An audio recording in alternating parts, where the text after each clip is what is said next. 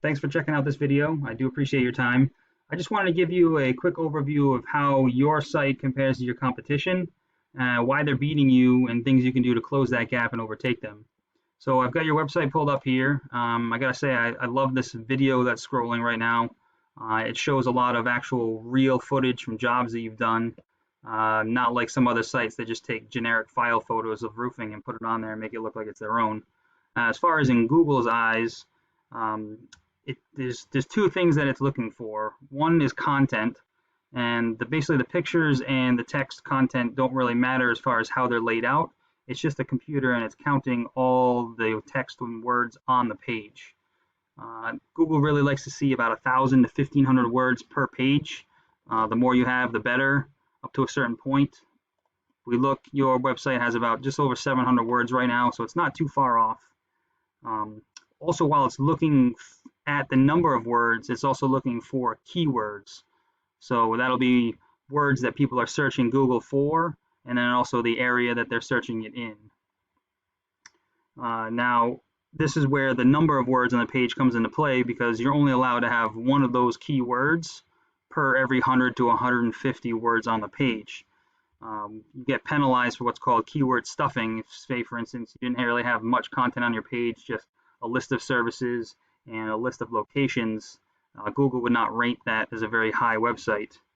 The second thing that Google looks for is what's called the authority, which is other websites that refer back to your site. For instance, if you did a job for a customer and they told their friend that you do really good work, that friend is going to think highly of you.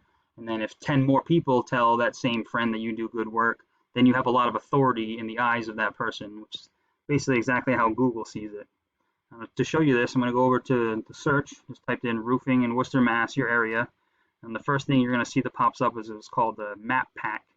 Now, a lot of people think that this just is based on your location to where you are compared to where I'm searching from, but it actually has a lot more to do with authority. So for instance, if I put up a business website and then go to my neighbor's house and search for that type of business, it's not going to show up because it's not a authoritative website. Now, also in order to get in here, you have to fill out what's called your Google My Business profile, which is free. Any owner can do it. It's actually located inside your Google Maps app, so you can do it right from your smartphone now. Now, underneath this is where you start what's called the organic listings. Now, the higher the authority of the website, the higher up on the list that you're going to rank. So what I did is I just grabbed the top 3 sites. You can ignore any of the directory sites like Angie's and Yelp. We're talking actual company websites. And what I'm going to do is I'm going to go into this program that I use, and it basically just shows the strength of the website on the factors that Google is looking for. So you can see the number of keywords being found on your page, and then also the number of referring sites that refer back to yours. Now, if we take a quick look at the competition, G&O has 114 keywords and 60 referring websites. OT Roofing has 106 keywords and 52, and then Seven Hills has 171 keywords on their page and 48 sites referring back to theirs.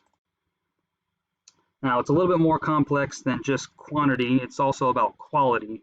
So if we click in here and we can see what keywords that people are actually searching for and they're found on your page, and then you can also see the volume, meaning so the number of times per month that people in your area are searching for this exact keyword. Now, the object really is to do some research and find all the highest volume keywords that we can, or the phrases, and make sure that they're relative to your profession and your area, include them on your website. So then we can also go into your referrals here, which is called referring domains. Once this loads up. And here we can see all the different sites that refer back to yours. Now again, this is quality over quantity, because as you can see, Google rates these on a scale of importance and relevance. As you can see, this is only a 1, whereas this is rated a 74. So I mean, to draw conclusions here, we could say like if a place like Pizza Hut was linking back to your website, it wouldn't have quite as much of a ranking as, say, like a local news station, because obviously you're a roofer, you're not slinging pizzas. So there are two types of referrals in this section that refer back to your website. One is what's called a link or a backlink, which is anytime another website links or mentions your website. So it could be like a news article, it could be a blog post from somebody, or a review, say like one of those sites that says top 10 roofers in the Worcester area, something to that effect. And the second is what we call a citation, which is a page like Yellow Pages or Yelp, which is basically just the mention of your name, address, and phone number.